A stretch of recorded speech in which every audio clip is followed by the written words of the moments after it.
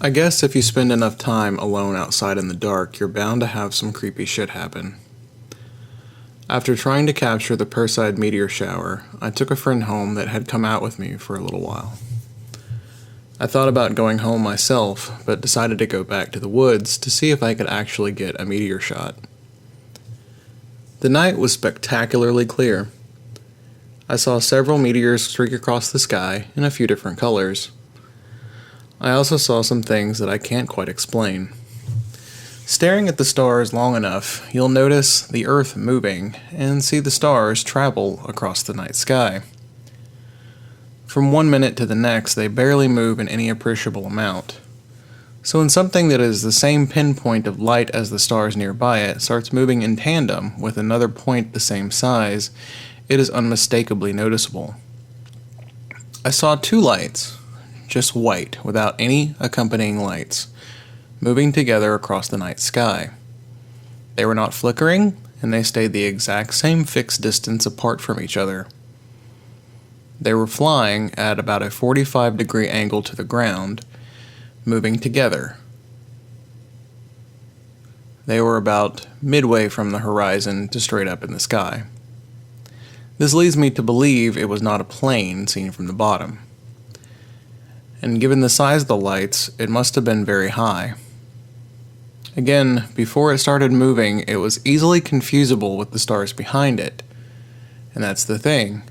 I was staring at the same spot, and these two lights began moving, which means the entire hour I was looking in that direction, they had just been sitting there blending in. It moved in a mostly linear fashion until it abruptly moved downwards and then disappeared, which took approximately 5 minutes from start to finish. My mouth was just dropped open the entire time. Considering that most of my jaw dropping up to that point were from meteors, this really was something to me. But that was far from all that happened. While I had my camera set up to shoot 33-second exposures on automatic, I was just lying on the ground looking up. There was a trash bin that I had passed on the way pulling into the spot I set up at. About 10 minutes into shooting, I heard a very loud thud and then several knocking sounds. It was unsettling enough that my eyes watered up and my heart began racing. I had heard coyotes howling and barking all night out in the woods, but hadn't felt threatened by them. Whatever this was, it hadn't made any noise sneaking up to the area and wasn't making any noise after the initial startling sound. I threw all of my stuff in the car and used the test mode on my camera flash to light up the area several times as I tossed stuff in. I didn't see anything at all. When I pulled out of the area, the trash bin was missing. It was big enough that I could have easily fit inside it. I think the thud was the sound of it being knocked over. Not sure what the knocks were. But whatever removed it was strong enough to have quickly got it clear where I was within a minute. Where that trash can was, you could not walk to the edge of the woods within a minute. And something had absconded with an entire trash bin without being seen and without making any noise. I got the fuck out of there as quickly as possible. But on the 30-minute drive home, things didn't get any less creepy.